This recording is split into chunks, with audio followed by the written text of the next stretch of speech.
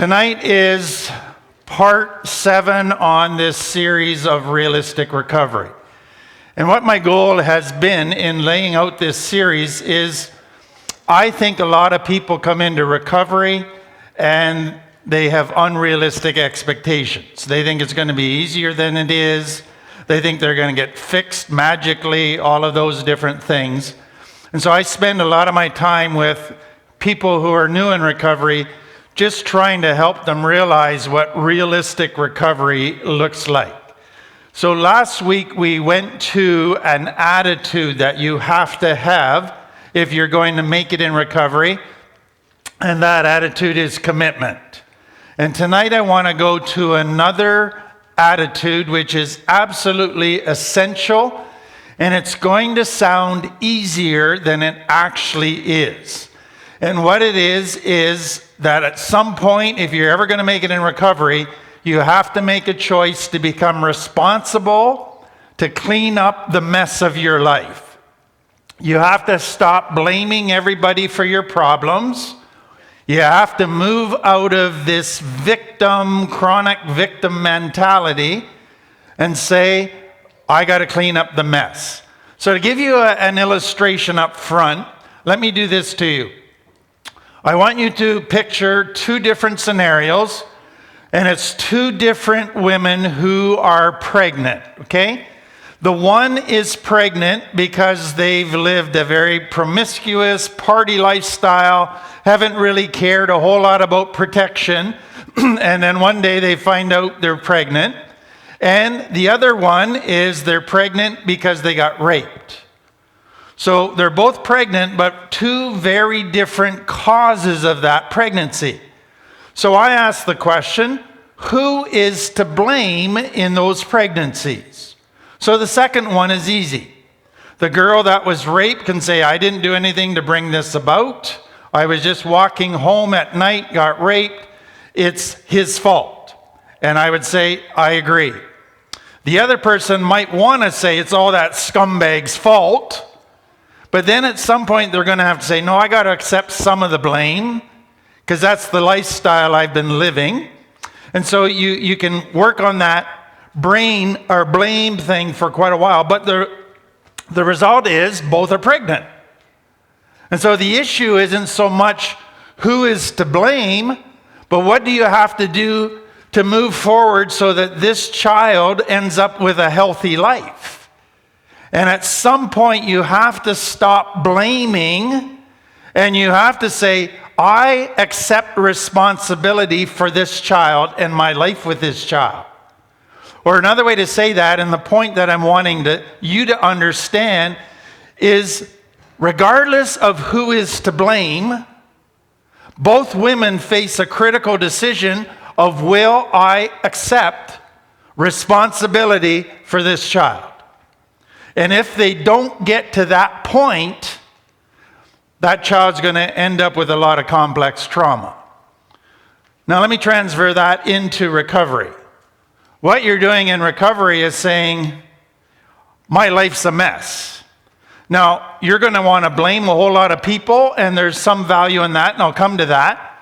But at some point, you're going to have to say, regardless of who's to blame for the mess of my life, I got to accept responsibility to fix it because nobody else can do it for me. And I have to quit blaming and I have to quit acting like a victim and accept responsibility. Now let me develop that because to me, there's a lot there that you got to think through. It's not as easy as it sounds. So let me start back with complex trauma and help you see this whole victim mentality, accepting responsibility from that perspective. So in complex trauma, you were a victim. You were mistreated, you were abused, you were neglected, you were abandoned, you had a lot of crap happen to you. You were a victim. You were not responsible for anything done to you. Now, the second thing that happens in complex trauma is that everybody blames you for your problems. And we're going to come to that. But what I want you to see up front is you are not to blame for your complex trauma as a child. That was done to you by others. Now here's where we transition into a very tricky part. So you as a child aren't to blame for the trauma. You tried to survive, and by coping, fight, flight, freeze, that was your only tools, that were your only options. So you're trying to survive, but at some point in life, you begin to realize my survival strategies are actually making my life worse. Now at that point, you face the decision. Yes, I've been wounded. Yes, a lot of crap's happened to me. Yes, I can say the blame is on all those people in my life. But now I am responsible for the choices I now make to cope with those things. And so what happened with many people is you were wounded as a child, not your fault. But then in your teen years and 20s, you began to wound yourself. And you're responsible for that part. So now the danger in complex trauma and dealing with complex trauma is you were a legitimate victim, but the danger is to remain a victim.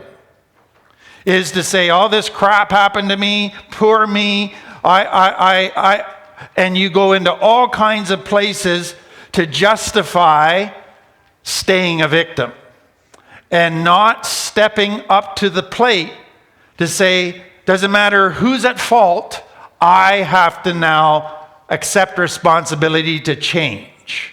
And that is very tricky.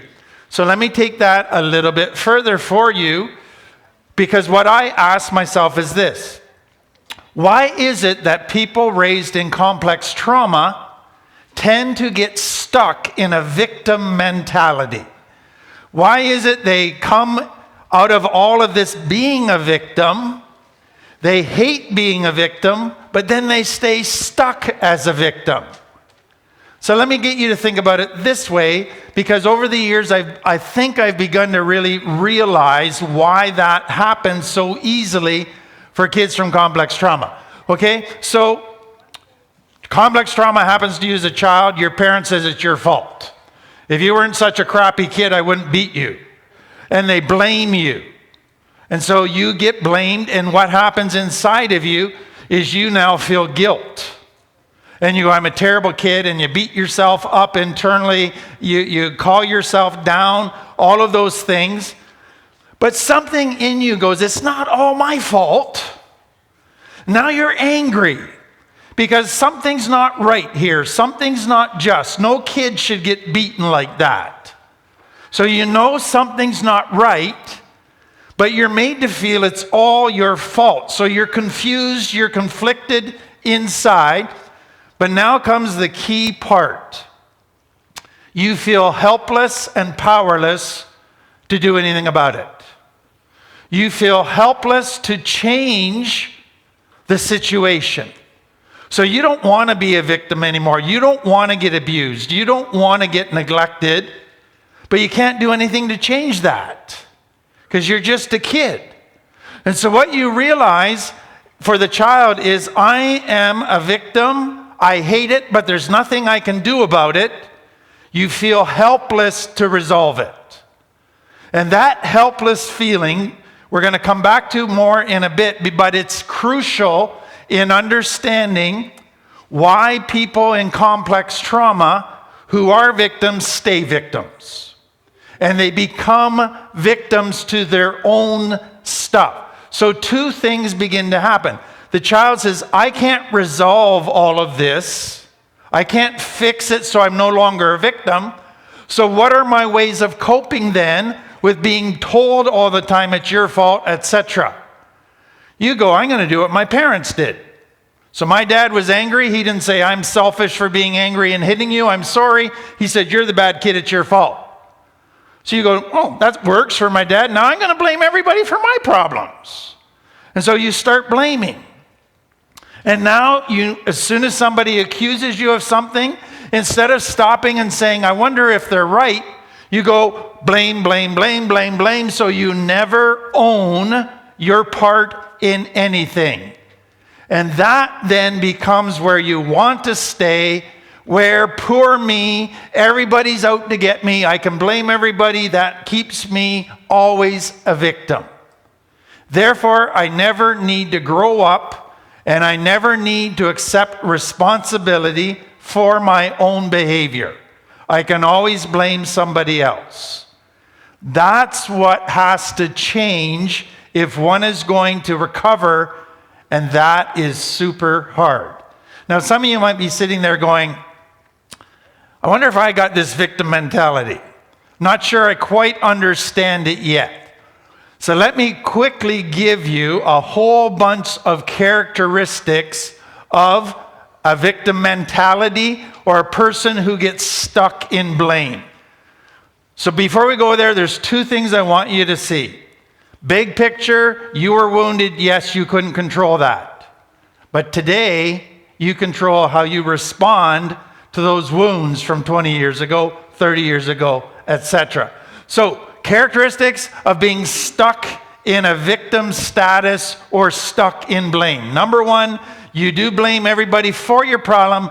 Nothing is ever your fault. That becomes your approach.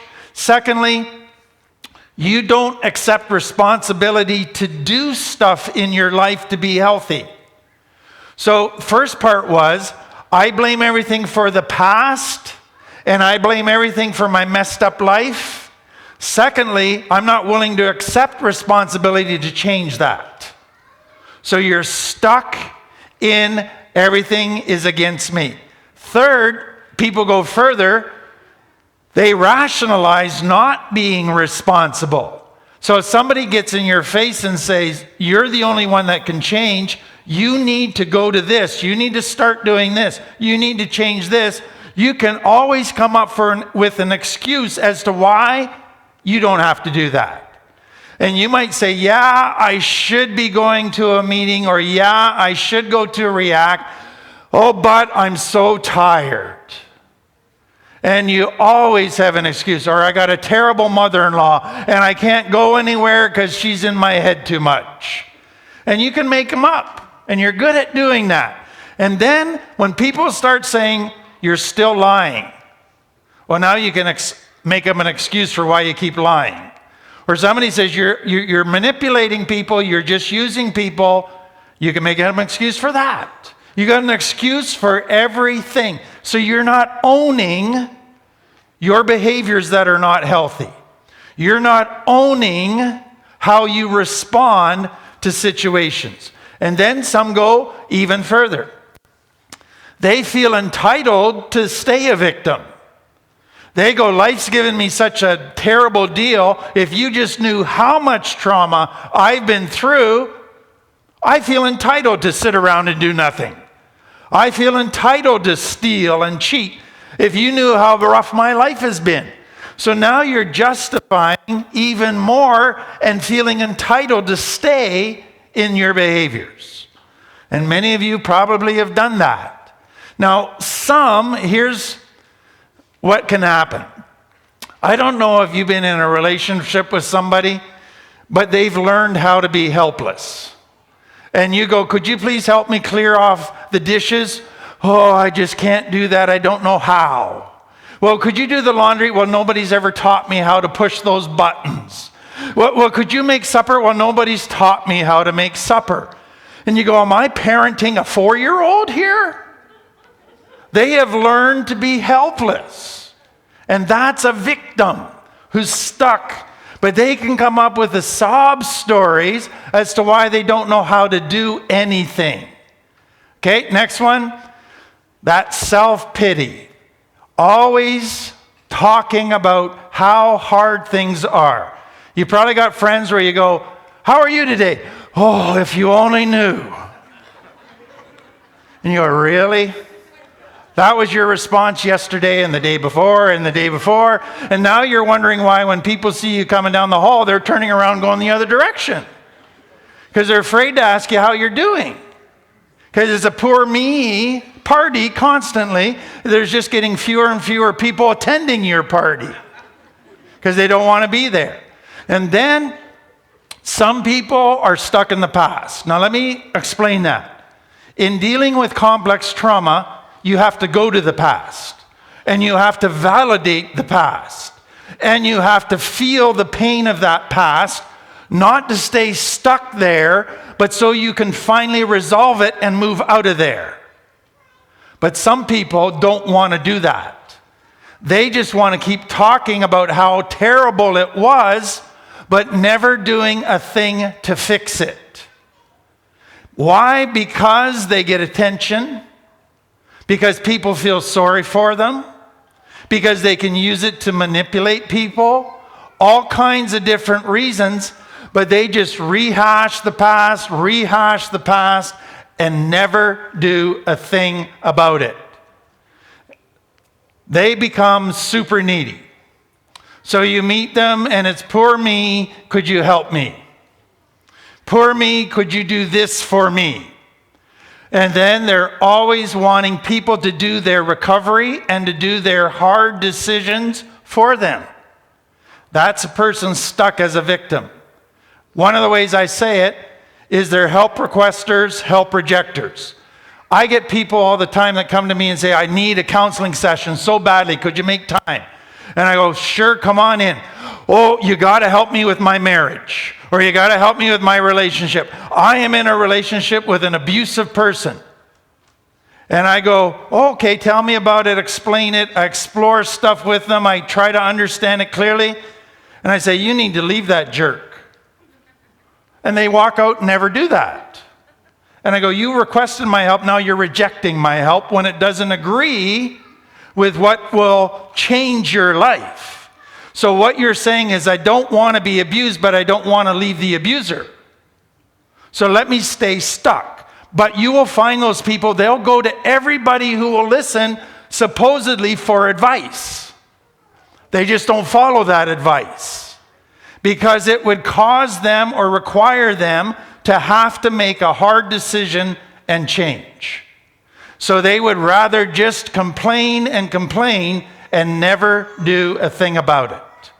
And so what I listen for as a counselor is, if you keep complaining about the same thing over and over again and you never follow the advice, I'm going to be harder for you to get to see, because you're wasting my time. And I'm running out of sympathy for that. Next one. What happens with a victim is this. They're basically saying, let me act and live as an irresponsible child, but treat me like an adult. Don't require me to be an adult. Treat me like an adult and let me be a child. And that, some of you have one of those as your partners, and you know all about that. And so all of a sudden, a relationship is not a relationship of equals. It's a relationship where you feel like their mom or their dad. And then whenever you try to call them to act like an adult, or you treat them like a child, they go, quit treating me like a child. You remind me of my mom.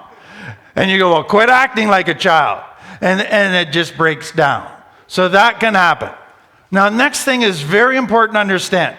The victim who's stuck in being a victim is never happy. They live in chronic discontent.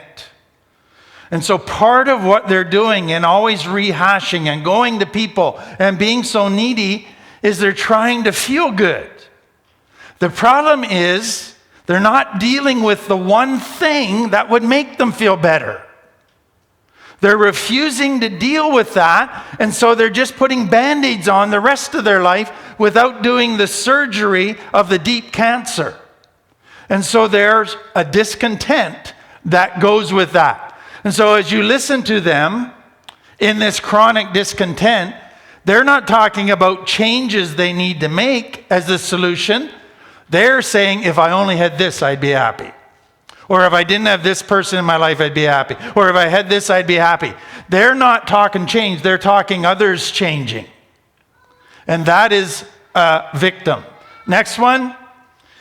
Because of not dealing with the root cause, they just move from one crisis to another, because nothing is getting resolved. They're not changing, so there's just crises following them around. And then what comes out of that is they're not planning their life because they're stuck and they're not planning to change. So all of their life is coasting and then reacting to all the crises. And so they're just going ballistic 1 minute, and then they're zoned out bored the next, and then ballistic the next, and they're just off the wall crazy at times. But they're not changing what really needs to be changed. So I don't know how many of you can say, oops, maybe I'm stuck in a victim mindset. I hope you realize that unless that changes, you'll never get recovery. And so consequences of staying a victim is you're stuck. And you can talk a great talk. You can have all the textbook knowledge about recovery. But if you haven't changed those core things, you're not going to get recovery. That is what it boils down to. So, to get unstuck, stop blaming, get out of that. Yes, you need to accurately assess kind of what happened in your life and understand it. But at some point, here's what happens.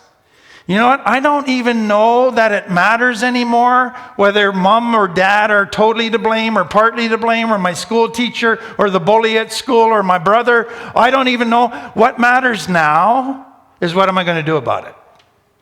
What am I going to do to start to change? And that is what recovery is about. Now, you got to understand what you got to change, and you're going to need help with that.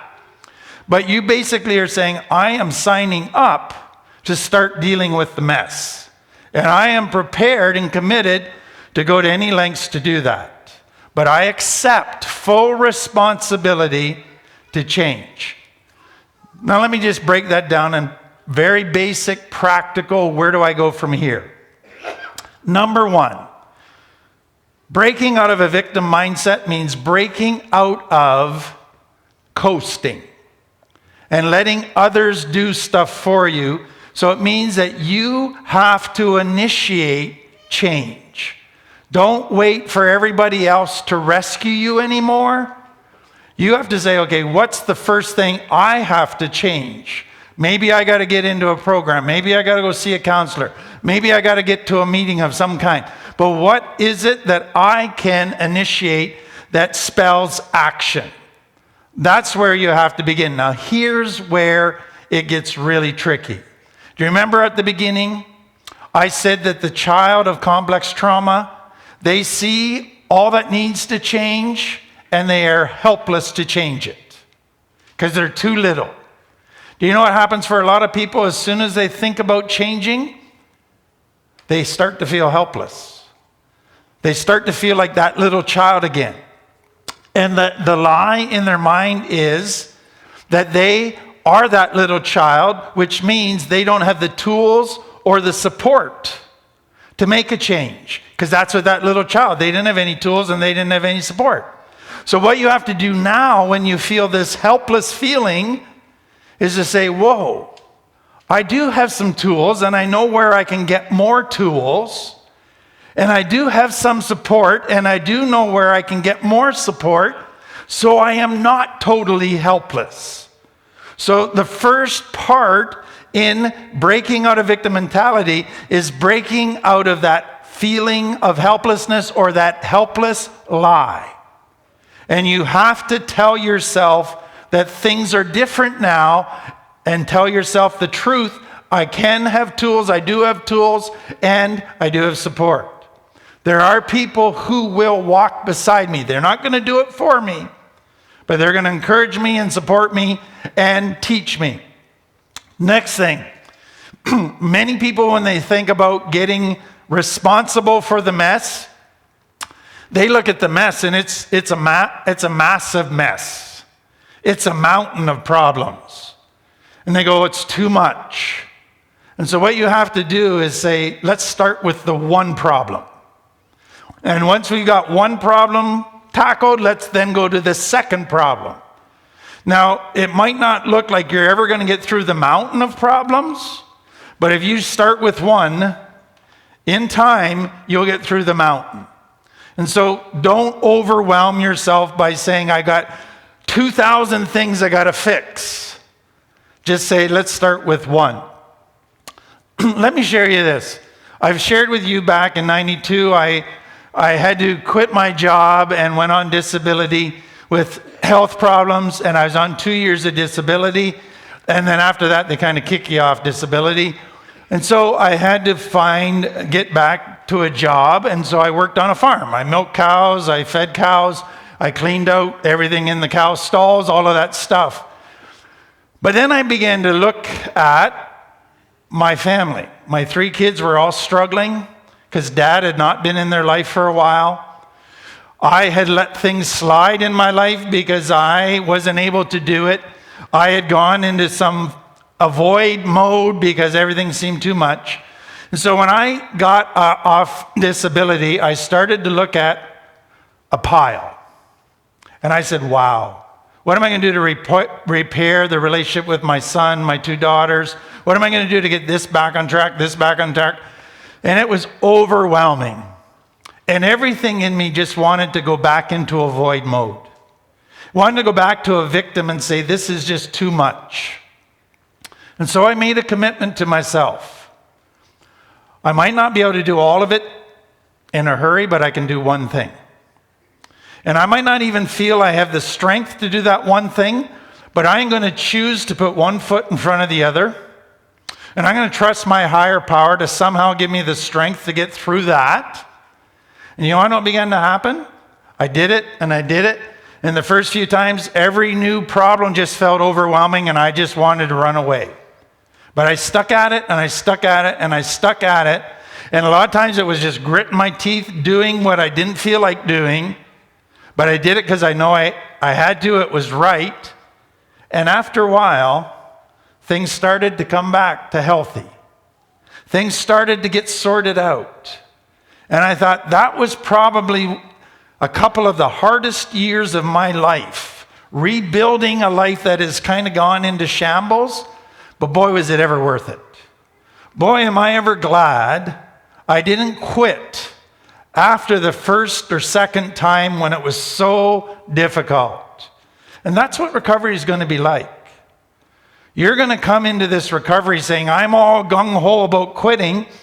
And then you begin to look out over the mess that you've created and you go, whoa. And then you look at how big the mess is. You see how your child is acting out. You see the stuff that you got to do to get your bills paid, get your children back, all of those things. And you go, I'm going to relapse. It's easier out there. But it's not. And you just have to say, I accept responsibility. As hard as this seems, as overwhelming and impossible, I will start with 1. I will trust my higher power. I will look to others for counsel and support. And it won't be that long until stuff starts falling back into place and getting healthy.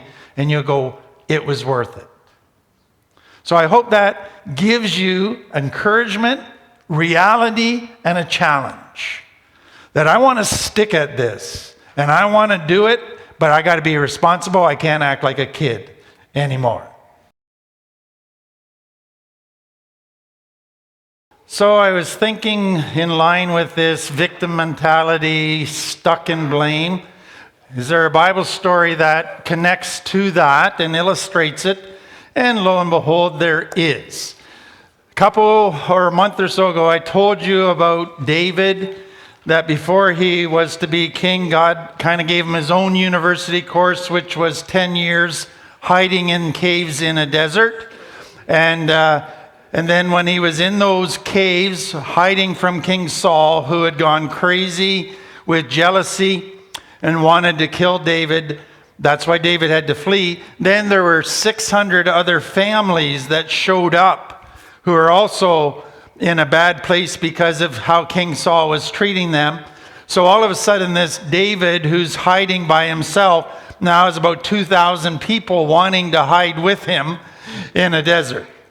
And we looked at how stressful that was and how important it was as far as the lessons that David learned from that. But what I want you to think about with me tonight is just the next part of that story, okay? So after he gets these 2,000 people that he has to now hide and provide for. What he begins to do with the 600 men is train them how to fight as a soldier. And then because King Saul was so messed up himself and wasn't protecting the whole country, other countries were starting to come in across the borders and raid. And so they would attack farmers and steal all their food and all their livestock. So David said, let's get 600 men all trained and we'll go and start to protect the people of Israel and do what King Saul's not doing. So he did that for several years. And I think David's like us. He thought, oh, this will only probably last a year or two and then it'll be done. Well, it lasted 2 years, 3 years, 4 years, 5 years. Saul's still chasing him. He's still got to move and hide in a new location. There are 2 times where he almost got caught, but he got away at the last minute. And so what begins to happen afterwards, so about 8 years in, and you can imagine 8 years of running for your life, living in danger, hiding, it takes its toll. It starts to wear you down. It starts to make you challenge your faith in God. And what began to happen with David is he started to think, God's promised to make me a king, but Saul seems to be gaining an advantage here. I don't think God can keep his promise. And so his faith began to be overcome by his fear. So I want to read you what happens. David thought to himself, one of these days I will be destroyed by the hand of God. Now God had said that will not happen. But this has worn him down so much that he's no longer able to trust God's promise. And so he says, the best thing I can do is to escape to the land of the Philistines. Then Saul will give up searching for me in Israel. So in other words, I got to leave the country. But where do I go? I think I'll go to the Philistines. Now what you got to remember is, remember David and Goliath? Well, Goliath was a Philistine. And so David was not liked in the land of the Philistines, but he says, I'm going to go there. Now, his plan, and I'm going to explain it to you, it takes a desperate person to come up with a plan like this. So what he says is he goes to the king, and his name is King Achish. He says, I have 600 trained soldiers. I hate Saul. I so badly want to be done with Saul and with all of his stuff. I would like to join your army. And what the Philistines were doing is they were going and attacking different places to weaken Israel even more. And so what David is saying is, I want to go and I want to attack Israel for you and begin to destroy Israel with you. Now that sounds like a crazy plan. Now here's the trick. He wasn't planning to attack Israel. He's just saying that. So here's what he's planning to do. He's planning that he's going to take his 600 men out each morning, and they're going to say, the king's going to say, I want you to go and attack. And he says, okay, I'll choose where I'm going to attack today. And he's going to choose to attack an enemy of Israel who is not a Philistine. So he's going to go to one of the other nations and attack. And then he's going to come back and he say, I attacked, I did that. So he's going to work for Israel to help Israel, but tell Achish he's working for the Philistines to destroy Israel. See how twisted this is? Now here's the next part to this puzzle that David has to solve. Let's say he goes to one of these other countries and attacks a village. What happens if he leaves one person alive? And that one person gets word back to King Saul or King Achish that David wasn't attacking Israel, David was attacking that country, then the gig's up. So guess what David's got to do? He's got to go into a village to attack it and destroy everybody. Now you can see David's not in a good place. So he's drifting from God, but his conscience had to be killing him because he had to kill women and children in order to keep his lie together. And so what we are told is that it seemed to be successful. He was getting away with it. King Achish was starting to trust him, and wanting to promote him because of all the good work that he was doing. And so he offered David his own private town to live in called Ziklag. And David moves all his 600 men and their families out of the desert, out of hiding, into their own town where they're now protected by the Philistines. Seems like a great deal. But he's doing stuff that violates his conscience every day. And this went on for 16 months. So you can imagine he's getting more full of guilt, more down on himself, more restless, more upset, more depressed. He is not in a good place. Now, I love what happens next. God is saying, I love David. What do I got to do to get him back? What do I got to do to stop this self-destruction?